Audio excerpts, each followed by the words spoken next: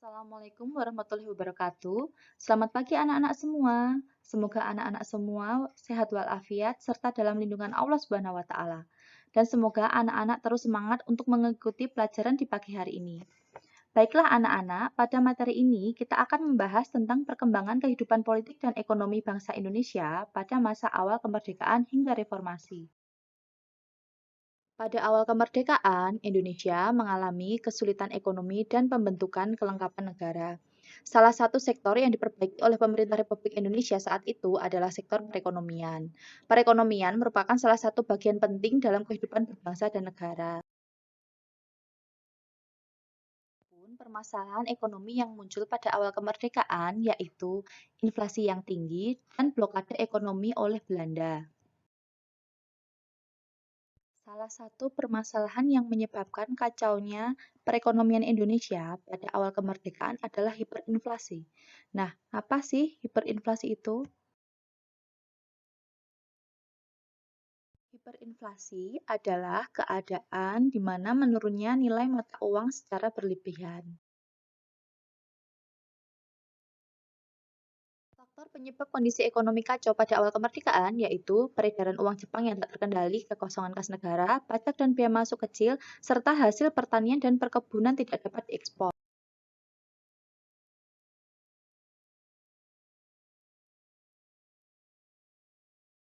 Tiga mata uang yang beredar pada awal kemerdekaan Indonesia yaitu mata uang Jepang, Gulden Hindia Belanda, dan mata uang The Javaise Bank.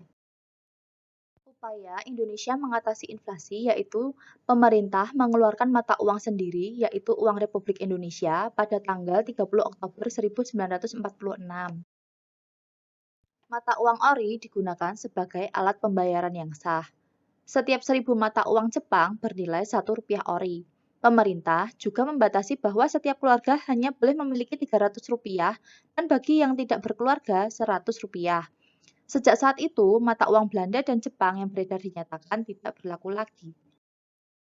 Kebijakan lain pemerintah sebagai upaya mengatasi hiperinflasi yaitu pemerintah melakukan pinjaman nasional yang dicetuskan oleh Menteri Keuangan Insinyur Surahman. Untuk mendukung program tersebut, pemerintah membentuk Bank Tabungan Pos yang berguna menyalurkan pinjaman. Dana pinjaman nasional berhasil terkumpul sejumlah Rp500 juta. Keluarnya ori ternyata menimbulkan masalah baru dalam perekonomian Indonesia.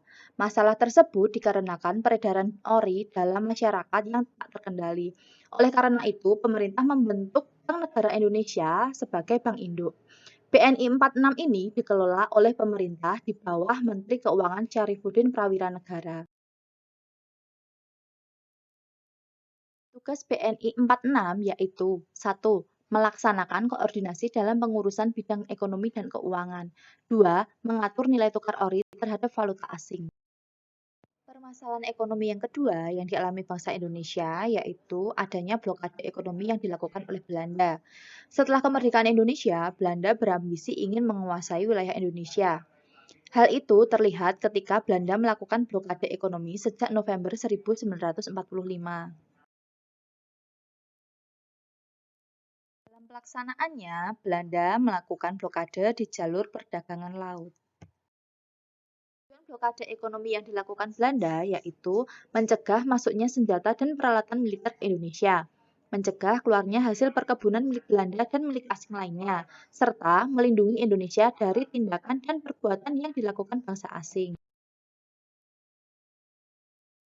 Blokade ekonomi dan upaya mengatasinya, melakukan diplomasi beras. Tahun 1946, pemerintah Indonesia memberikan bantuan beras kepada India saat mereka dilanda bencana kelaparan. Bantuan yang diberikan Indonesia kepada India membuat India menjadi negara Asia yang paling aktif membantu perjuangan diplomatik Republik Indonesia dalam forum internasional, serta membentuk lembaga Banking and Trading Company. Adapun peran Banking Trading Company atau BTC adalah mengawasi seluruh kegiatan perdagangan keluar atau masuk daerah Republik Indonesia dan melakukan kegiatan ekspor impor.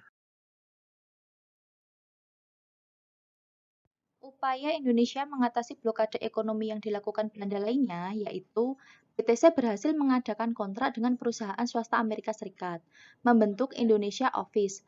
Pembentukan Indef ini dikarenakan Indonesia ingin menjadikan Sumatera sebagai pintu gerbang perdagangan internasional, membentuk Planning Board, membentuk Plan Kasimo, membentuk Kementerian Pertahanan Usaha Luar Negeri, dan mengadakan konferensi ekonomi.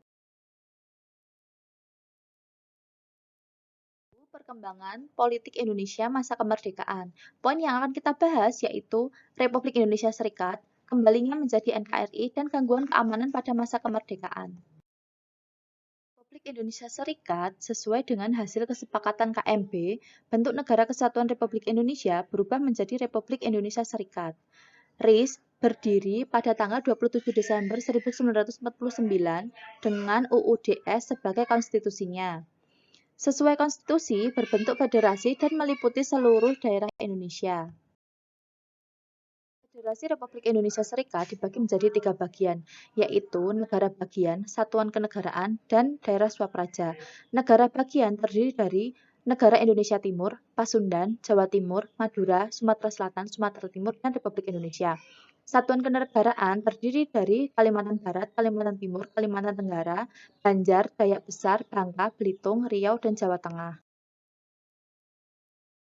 Daerah swapraja merupakan wilayah yang memiliki hak sendiri. Adapun yang termasuk daerah swapraja adalah Kota Waringin, Sabang, dan juga Padang. Pemerintahan RIS dipegang oleh Presiden dan Menteri-Menteri di bawah naungan Perdana Menteri.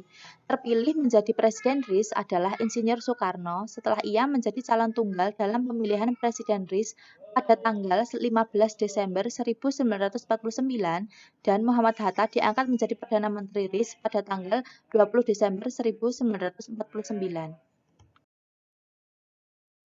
Kembali menjadi NKRI. Bentuk RIS ternyata tidak sesuai dengan cita-cita kesatuan dan persatuan bangsa Indonesia. Oleh karena itu, muncul gerakan-gerakan untuk mengubah bentuk negara kembali menjadi Negara Kesatuan Republik Indonesia. Demonstrasi menuntut pembubaran RIS. Pada bulan April 1950, hampir seluruh negara bagian dan satuan-satuan kenegaraan telah bergabung dengan Republik Indonesia, kecuali Negara Indonesia Timur dan Negara Sumatera Timur. Berkat pendekatan dan ajakan yang dilakukan, negara Indonesia Timur dan negara Sumatera Timur akhirnya menyatakan keinginan bergabung dengan NKRI. Penandatanganan Piagam Persetujuan antara RIS dengan pemerintah RI pada 19 Mei 1950. RIS bubar dan menjadi Republik Indonesia pada tanggal 17 Agustus 1945. Gangguan keamanan di masa kemerdekaan antara lain yaitu pemberontakan PKI di Madiun dan pemberontakan DITII.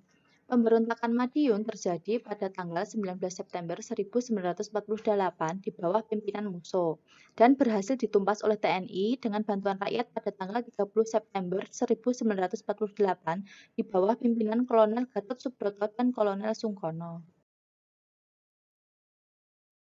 Keamanan di masa kemerdekaan yang kedua yaitu pemberontakan Darul Islam atau Tentara Islam Indonesia, merupakan suatu gerakan yang menginginkan berdirinya sebuah negara Islam Indonesia, bermula dari daerah Jawa Barat yang kemudian menyebar ke daerah lain seperti Jawa Tengah, Aceh, Sulawesi Selatan, dan Kalimantan Selatan. Pemberontakan di Kalimantan Selatan dipimpin oleh Ibnu Hajar dengan gerakannya yaitu Kesatuan Rakyat yang Tertindas. Pada tahun 1945, Ibnu Hajar secara resmi bergabung dengan Negara Islam Indonesia dan ditunjuk sebagai Panglima Tertinggi Tentara Islam Indonesia. Pemerintah berhasil menumpas pemberontakan ini pada tahun 1963.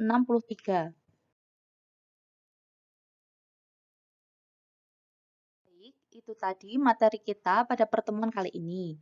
Jangan lupa dipelajari kembali ya. Terima kasih anak-anak atas perhatiannya. Sekian saja. Wabillahi taufiq wal hidayah. Wassalamualaikum warahmatullahi wabarakatuh.